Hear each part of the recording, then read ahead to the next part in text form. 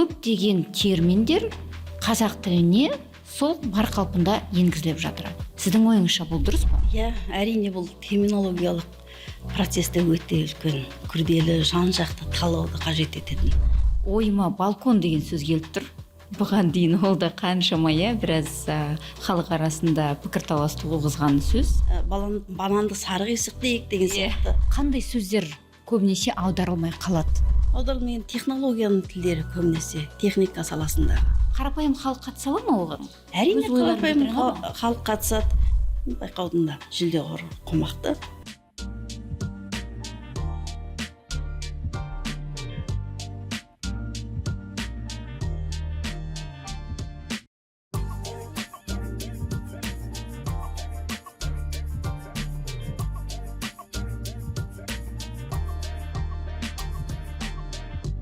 Армысыздар қымбатты көрермендер, біз өткен шығарылымда қазақ тілінің біріктіруші күш екенін, яғни этнос аралық сұранысқа ие тілге айналғанын айтқан едік. Ал бүгінгі бағдарламамызда іс жүзінде ана тіліміз қалай қолданылып жатыр және өрісі кеңейді ме деген сұраққа жауап беретін боламыз. Ол үшін арнайы шақырған қонағымыз бар, таныс болыңыздар. Бүгін бізде Нұрзия Әбдікәрімқызы, Тіл қазына ұлттық ғылыми практикалық орталығы терминология бөлімінің басшысы, филология ғылымдарының кандидаты Нұрзия ханым, сәлеметсіз бе? Қош келдіңіз. Саламатсыз ба? Қош көрдік. Жаңа ғана айтып өткенде, біз өткен бағдарламамызда қазақ тілінің өзге ұлттар арасында сұранысқа ие болып келе жатқанын талқылап айтқан едік.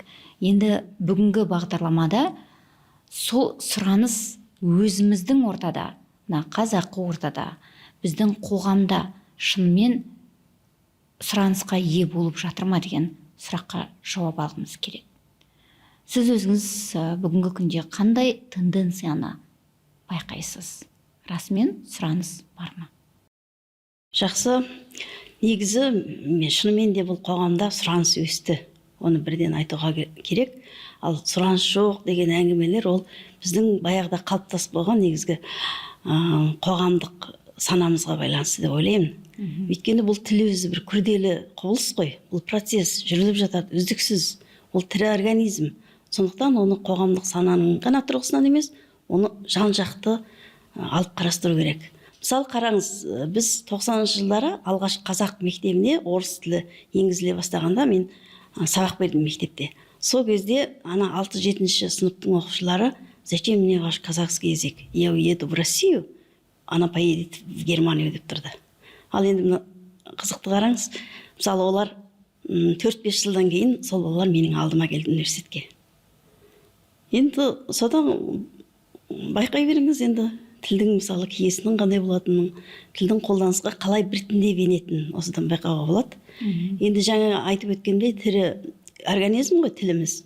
Соны енді жалпы мынау тек қана қоғамдық сана тұрғысынан, әлеуметтік лингвистика тұрғысынан ғана емес, ғылымда синергетика деген сала бар.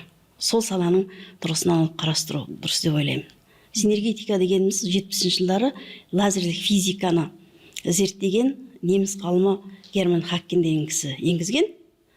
Ол өзі термодинамика, химия, биология саласынан енген сондай пәнаралық термин, ғылымның бір бағыты. Оның енді негізгі идеясы не дейсіз ғой? Ол мынау жүріліп жатқан сондай бір хаос сияқты процестерді ол өзінің табиғи жолмен қалай реттейді дегенге жауап іздейді.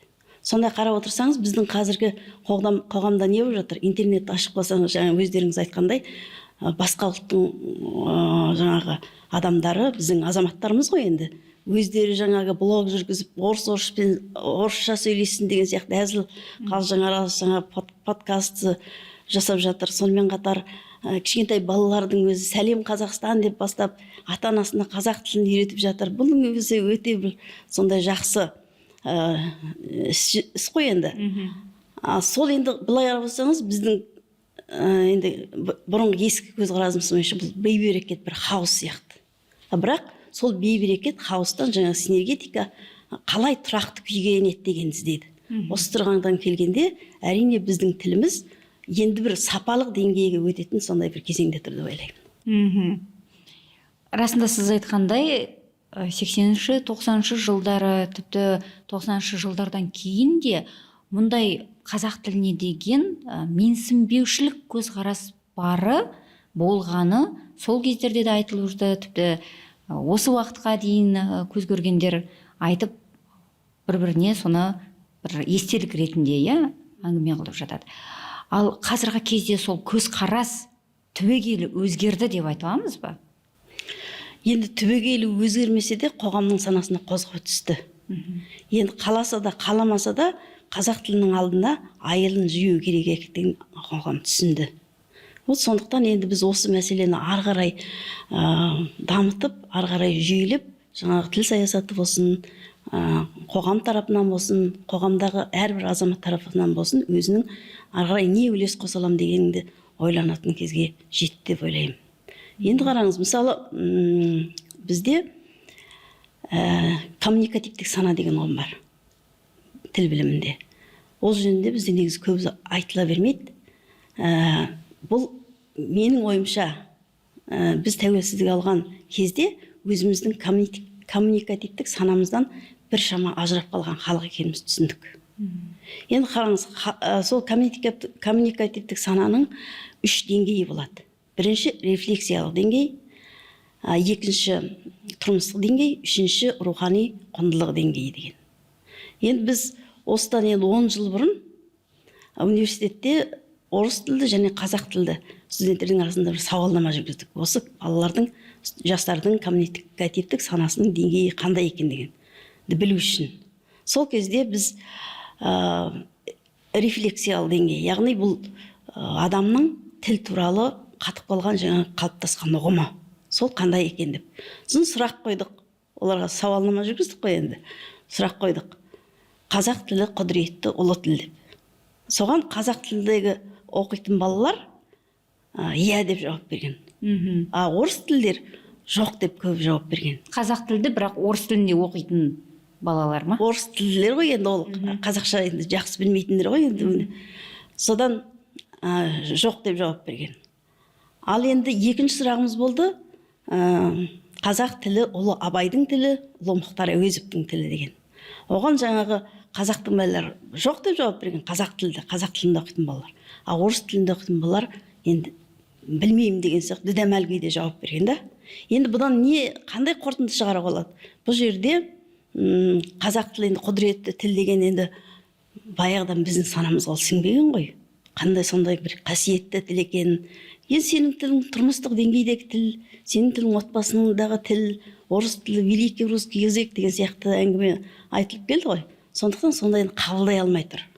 Ал орыс тілді балалар болғанда оны санасында бар, ар жағында жатыр. Сондықтан жаңағы иә деп жауап берген ғой деп ойлаймын. Сонымен қатар енді неге ол Абайдың тілі, қазақ тілі жаңа Абайдың тілі иә деп жауап берді десе, орыс тілдердің тағы да ол санасында, коммуникативтік санасында жаңағы русский язык великого Пушкина, Лермонтова деген, Достоевского деген сияқты. Енді сондайларды естіп те, біліп те, көріп те жүрдік қой. Сол тұрғыдан егер де бұл сондай түсіндік болатын болса, онда Абай да ұлы, Мұхтар Әуезов та ұлы, бұның тілі ұлы деп айтуға болады деген сияқты соны сондай қорытынды шығарып отыр ғой. Енді екінші деңгей, тұрмыстық деңгей. Тұрмыстық деңгейге келгенде бұл нәрселер қалай? Мысалы, жаңағы біз тілде процесс жүріліп жатыр ғой, қоғамда болсын тіл туралы. Сол процесстер қалай жүзеге асып жатыр дегенді соны көрсетуіміз керек. Сонда 90-шы жылдардағы тұрмыстық деңгейде қалған қазақ тілі қазір ұлы деңгейге шығып келеді деп айтуға толық негіз бар ма? Енді содан сондай жағдай болды. Біз енді соны қорытындылаған кезде әрине тұрмыстық немесе рефлексиялық деңгейде қазақ тілді балалар, жастардың қалып қойғанын көрдік.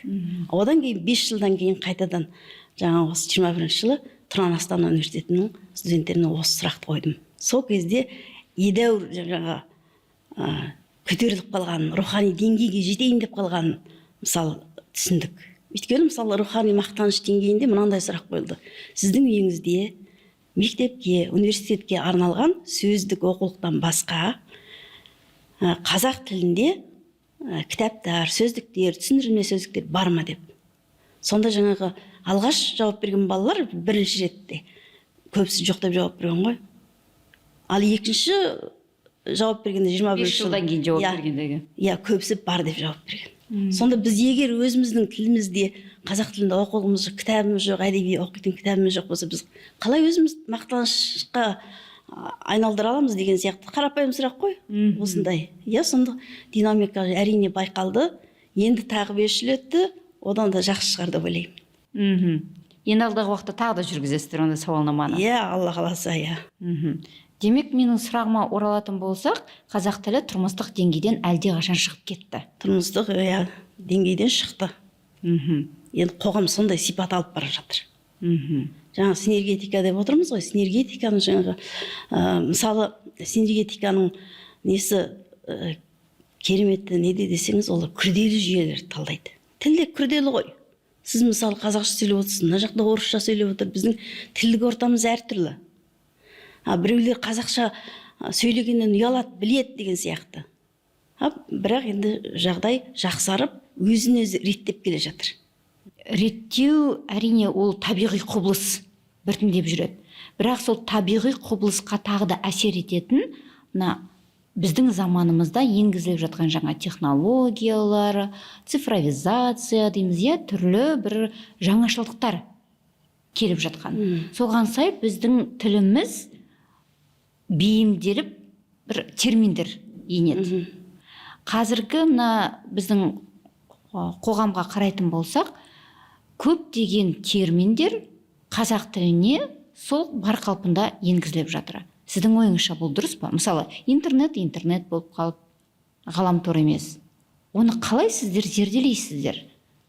Иә, әрине бұл терминологиялық процесте өте үлкен, күрделі, жан-жақты талдауды қажет ететін сондай сала. Енді жасырын емес қой, мысалы кеңестік дәуірде орыс тілінен біз дайын аламыз да, орыс тілінің ешқандай әрбін, ешқандай жұрнағын, ешқандай жалғауын өзгертпей соны қабылдауға сондай міндеттеді. Енді 90-шы жылдан бастап жаңа жағдай өзгерді ғой. Біздің жақсы мықты Әбдуәли Қайдар, Шерубай Құрманбайұлы деген сияқты мықты ғалымдарымыз жаңағы енді қағидат соны бекітіп берді ғой, сол кезде бекітті.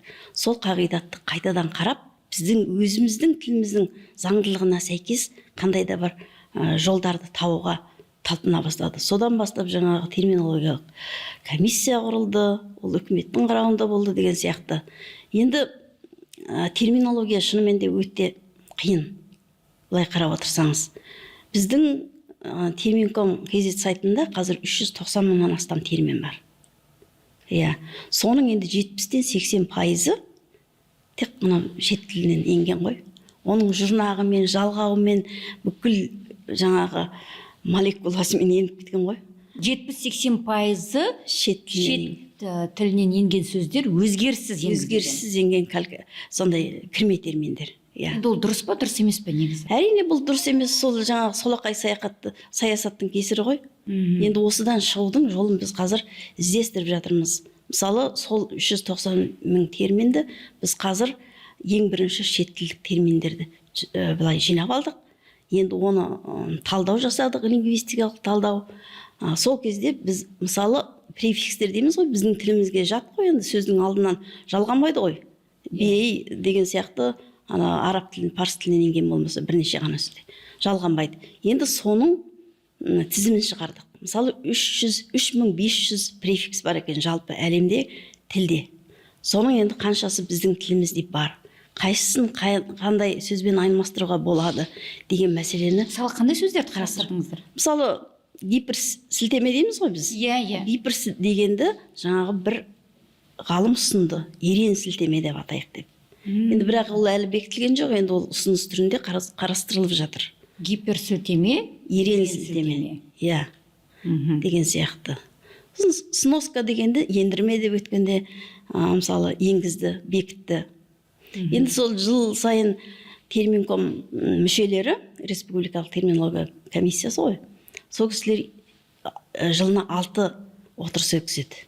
2 бағытта қарайды. Қоғамдық бағыт және жаратылыстану математика бағыты деп. 3 отырыстан өткізеді. Сонда жыл сайын енді 2000-дай термин былай бізге реттеліп, талданып, сараланып, содан кейін барып комиссия мүшелерінен өтіп, содан кейін бекітіледі.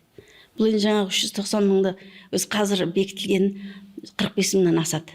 Енді қарасаңыз, ар жағында 300 қанша термин қалып жатыр. Оны енді өміріміз жетпейді, ғұмырымыз жетпейді. Сондықтан мына автоматтандырылған қазіргі жүйелер, нейрондық желілер, жасанды интеллекттің мүмкіндіктерін пайдаланып, соны реттеудің жолын қарастырып жатырмыз. Иә.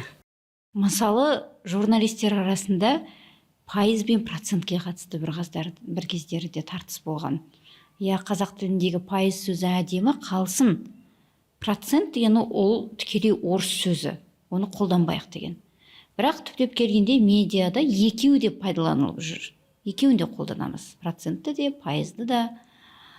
Сол сияқты интернет сөзі бар, интернет, ғаламтор дейміз, енді синоним ретінде пайдаланамыз да. Осы сияқты бәлкім біраз сөздерді қалдыру керек пе екен. Бұл талқылауда сіздерде тартыс көп бола ма осындай мәселелерде? Әрине, бұл өте тартысты болады. Оған енді қатысып көрулеріңізге болады. Біз әрқашанда ашықпыз.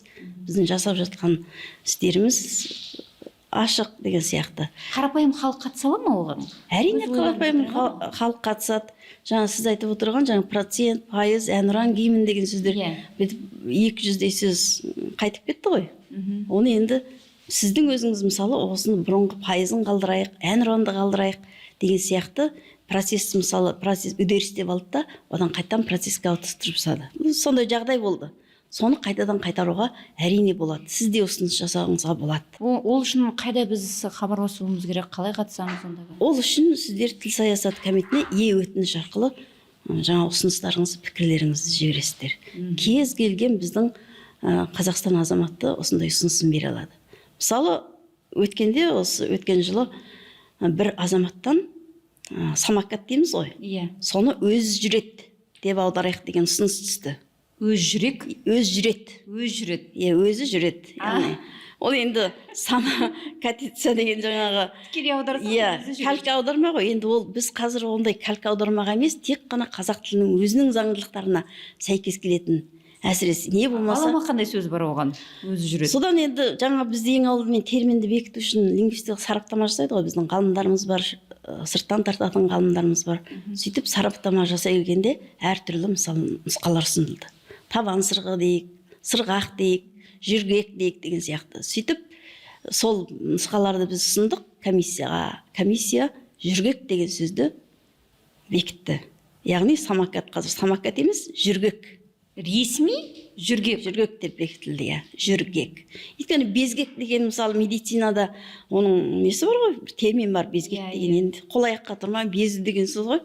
Сол сияқты анада жүріп өзінен өзі жүріп кететін деген сондай мағынада ол терминнің өзінің ұясы болу керек қой. Қай жерге барып, қай жаңағы ұяға түсе алады, ол мағынасы бойынша да, формасы бойынша да, қысқалығы бойынша деген сияқты талаптар бар. Сол талапқа сәйкес келген терминді бекітіп жатырмыз. Тіпті болмаса қазір бізде мысалы лингвистикалық сараптама жасағанда енді оның дефинициясына қараймыз әрине. Сала мамандары қарайды оның үстінен, лингвистикадан кейін. Оның сосын кейін жаңағы түркі тіліндегі, өзбек тіліндегі, ағылшын тіліндегі, неміс тіліндегі аудармаларын қараймыз.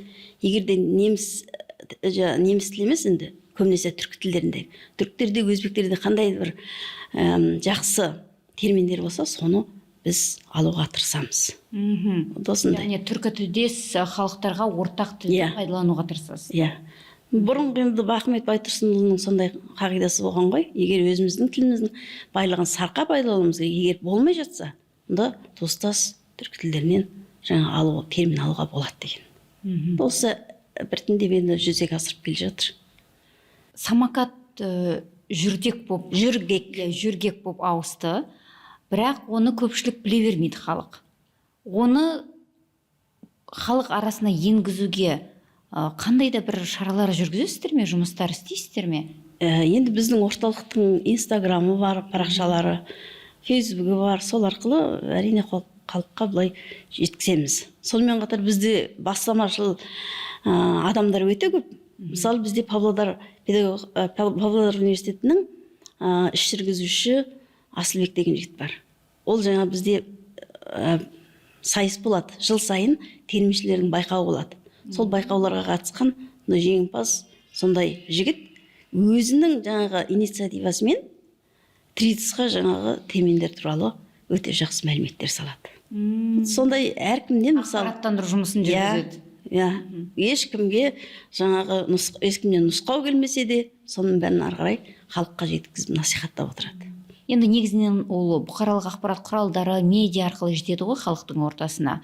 Яғни журналистер өздерінің сол ақпараттарында егер көбірек пайдаланатын болса, бәлкім ол да қоғамға тезірек сіңісіп кетуге өз септігін тигізеді. Әрине, мысалы спорт терминдері былтыр қаралды, биыл жартысы қаралады. Сол кезде Арман Әлменбетті танисыздар ғой. Сол кісі сол кісі бастаған бір топ жігіттер, жастар спорт терминдерінің кәдімгі барлық талаптарға сай ұсыныстарын сонымен суретімен қосып алып келіп терминком мүшелеріне ұсынды. Деген терминдер жақсы қазақша терминдер бекітілді. Мысалы қандай сөздер бекітілді? Мысалы анау хоккейдің таяқшасы бар ғой? Соны бекітті. Деген сияқты енді есімде жоқ, сондай нелер болды. Сондай өте жақсы бастама болды. Яғни бұл жерде айтпағым, әркім терминге жаңа өзінің үлесін қоса алады. Біздің терминдердің қазақшалануына. Сонымен қатар жыл сайын бізде терминшілер байқауын өткіземіз. Кез келген саланың терминін 18-ге толған Қазақстан Республикасының азаматтары ұсына алады. Байқаудың да жаңағы жүлдеғор қомақты. Сондықтан барлықтарыңыз осыған қатысуға шақырамын. Жасырмамаса қанша екен?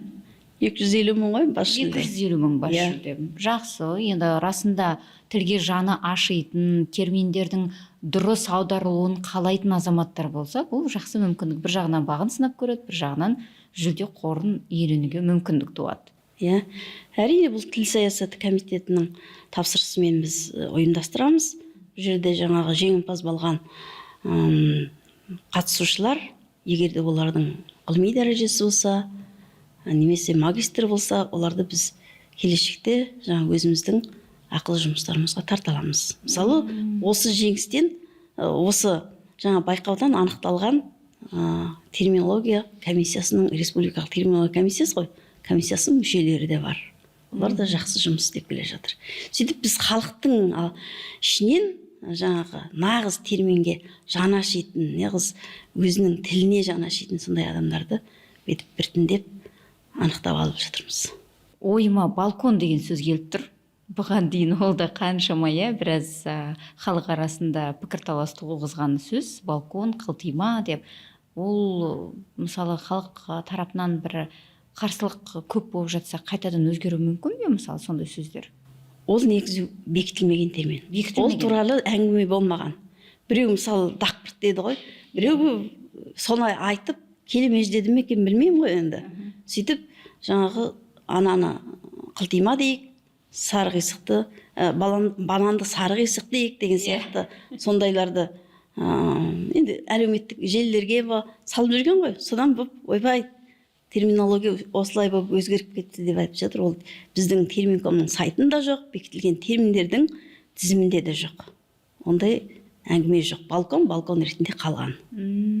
Меніңше бананды да аудару келмейді. Әрине ол ол экзотикалық өсімдік қой ол.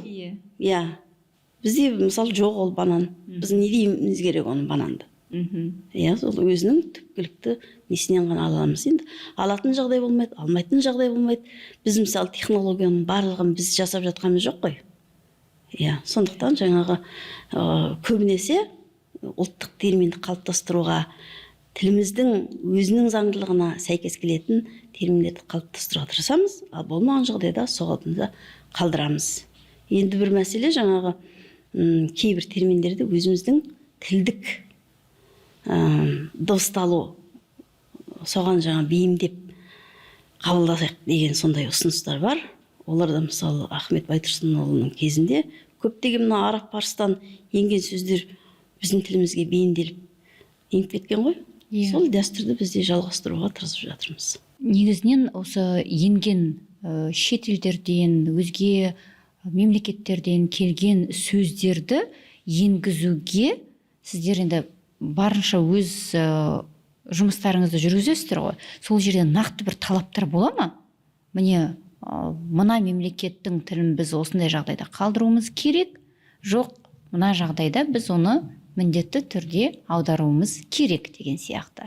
Енді ол жаңағы тілді қабылдау, терминді қабылдау қағидаттарын өзгертті деп отырмын ғой.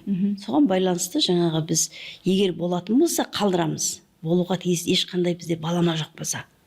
Ал егер өзіміздің тілімізде балама табылатын болса, оны біз әрине өз тілімізде жаңағы басқаша алып қабылдаймыз деген сондай енді немен жұмыс істеп жатырмыз ғой.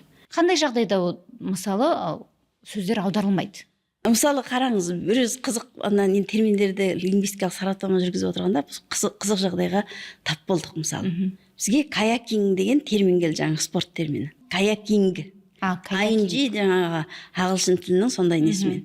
Енді ана терминді бүйтіп этимологиясын қарастырамыз ғой, бұл қайдан шыққан сөз екен, не деген сөз екен деп. Сөйтсек, каяк депті ер адамдардың жаңа суда жүретін құралы депті. Біздің кәдімгі қайық қой. Қайық? Иә, қайық. Сол енді эскимос алеут тілінен ағылшын тіліне енген деп көрсетіп қойыпты. Ал ол шын мәнінде ол одан емес, біздің өзімізден шығып тұр ғой, қайық деген сөз. Яғни су спортының бір түрі екен. Иә.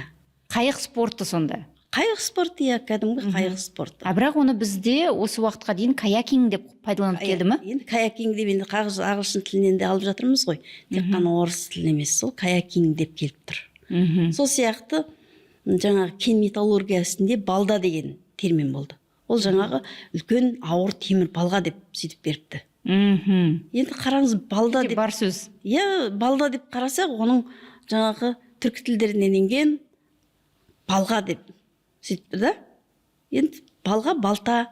Біздің өзіміздің тілі ғой. Сөйтіп біздің тіліміздің өзін жаңағы қаншама термин бар, соны біз өзіміздікі деп тани алмай жатырмыз ғой. Осындай жағдайлар бар.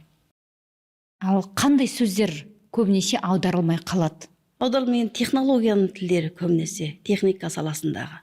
Ал қоғамдық саласында қайткенде бір мысалы аударып қолдануға болады. Мысалы процесс деген сөз болды. Жаңа қарсы болып қайтадан қайтарып тастады дегенсіз ғой. Енді қарасаңыз, үдеріс деген сөз әдемі ғой. Әдемі. Үдере көшу, бір жаққа қарай қозғалып бара жату. Вот процесстің несі кем деген сияқты. Сонда көбінесе енді бізде аударылмайтын жыл технологияның тілдері. Ал медицина тілі ше? Көп жағдайда енді... Медицинада да латын нелері көп қой. Оларда да аударылатындар да бар жаңағы, аударылмайтындар да бар. Мысалы, ота дегенді операцияда аударып алдық қой. Иә. Оны біз аударуға болады. Өйткені отап тастау жаңағы кесіп тастау. Ресми ота ма, әлде операция ма? Ота. Ресми тілде ота. Медицинада ота. Енді ол операцияңыз мысалы банктегі қолданылады. Операция мысалы әскери істе қолданады. Оны біз ота деп айта алмаймыз ғой. Сондықтан ол жерде операция деген сөзді қалдырамыз. Яғни оның дефинициясына сәйкес келе ме, сай келе ме дегенді біз қараймыз. Мысалы өткенде отырыста мынандай термин болды. Активное избирательное право, пассивное избирательное право деген. Енді ананың дефинициясына қарасақ, жаңа активный деген ол өзі сайлана алу құқығы екен. Белсенді емес. Активнен. Иә. Өзі сайлану үшін өзі адам активный болады ғой енді. Иә. А пассивный деген ол біреуді сайлау құқығы. Сонда біз енді ана жерден калька аударма жасап, жаңағы белсенді сайлау құқығы, бейбелсенді сайлау құқығы деген сияқты аударуымыз керек қой, бұрынғы сарыммен аударсақ. Жоқ, біз оған қарақта қазақ тіліндегі ана жалғыз ғана етіс жұрнағымен беруге болады. Сайлау құқығы және сайлану құқығы деп. Сондай ұсыныстар болды. Осындай жағдайлар. Көп жағдайда қазақ тіліндегі сөздер орыс тілінің бір сөзін ғана аударған кезде екі сөз немесе үш сөзден құралып кетеді. мұндай жағдайда сіздер қалай оны бір сөзбен қысқартып алуға тырысасыздар? Енді бұрынғы жағдайда болғанда енді орыс тілінде қанша сөз тұр? Ажал терминнің жаңағы ұзындығы деген болады ғой. Сол терминнің өзінде орыс тілінде 5-6, 7-8 әріп тұрса, тура соған сәйкестіріп 7-8 әріп бар. Сондай терминді алып қабылдауға жаңа ұмтылыс бар болатын. Енді уже терминком мүшелері де түсінді, оның олай болуға тиісті емес екенін. Жаңағы лингвистикалық сараптама жасайтын адамдар да түсінді, сала мамандары да түсінді. Сондықтан енді қазір оны сәйкестендіру не емес, а сәйкестендіру біздің ұлттық тілімізден шығу керек. Бекітілмеген термин сөздерді заңдарда пайдалану бола ма, болмай ма? Пайдалануға бола ма, болмай ма? Енді мен сізге жаңа айттым ғой, жаңағы біздің 390 мың термин бар, соның 45 мың ғана бекітіліп бұлай реттелді деп. Енді осы мәселе әрине басы ашық мәселенің бірі. Былтыр тағы да тіл саясаты комитетінің бастамасымен жаңағы заңнамадағы бір топ депутаттардың жаңа қалауымен заңнамадағы тілдерді заңнама тіліндегі терминдерді реттеп, оны бір жүйеге келтіріп бірыңғай сөздік құрастырып шықты. Иә. Сол кезде енді сол сөздіктерден көруге болады, қай сөзді қолдануға болады, қай сөзді қолданбауға болады деген.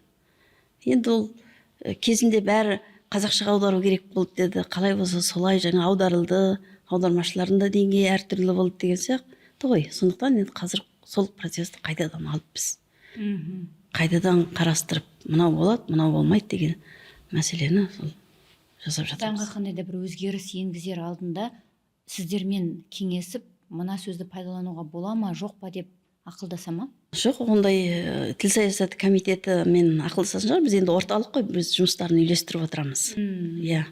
Сондықтан оларға шығып, жаңағы біздің сөздікті қарап, сондай жұмыс жүргізеді деп ойлаймын. Дұрыс аударманы көрмеген жағдайда халық, жалпы азаматтар не істей алады? Қайда шағымдана алады, немесе өз ұсыныстарын мысалы бір белгілі бір сайтқа енгізе ала ма? Өтініштен бөлек. Өтініштен бөлек бізде терминком сайты бар ғой. Сол сайтта терминком KZ сайт деп аталады. Сол сайтта алаң деген рубрика бар. Бұл алаң бүкіл халықтың, көпшіліктің жаңағы өзінің пікірін білдіретін, өзінің ұсынысын жасайтын сондай алаң. Соған жаңағы сол жерге тіркеліп алаңға, содан кейін ол жерге өздерінің ұсынысын, пікірін жазып қалдыруға болады. Оны жаңағы біздің басқа да термешілеріміз болады, комиссияның мүшелері болады, біздің өзіміздің қызметкерлеріміз соған қарап, өздерінің сараптамасын айтып, ой пікірлерін айтып отырады. Егер де мен осы терминді осылай бекіткім келеді деп жаңағы ұсыныс жасайтын болса, оны жаңағы не біздің байқауымызға қатысу керек, не болмаса өтініш арқылы жіберу керек. Өйткені біз байқаудан кейін жаңағы сәтті деп танылған терминдерді жинақтап жаңағы отырысқа ұсынамыз. Халықтың белсенділігі қалай негізі? Халықтың белсенділігі енді білетіндер жақсы қатысады. Енді білмейтін де адамдар көп қой. Сондықтан әрине бұның жұмысты ары қарай тағы да жүргізу керек деп ойлаймын. Бұл бағытта атқарып жатқан жұмыстарыңыз оңынан болсын. Әмин. Студиямызға келгеніңізге, осындай қызықты ақпараттарыңызбен бөліскеніңізге алғысымды білдіремін. Көп рахмет. Қымбатты көрермендер, біз бағдарламамызды бұдан әрі өзге қазақ тіліне қатысты тақырыптармен жалғастырамыз. Сондықтан біздің арнаға жазылып қойыңыздар және біздің подкастымызды көруді ұмытпаңыздар. Амандықта жүздесейік.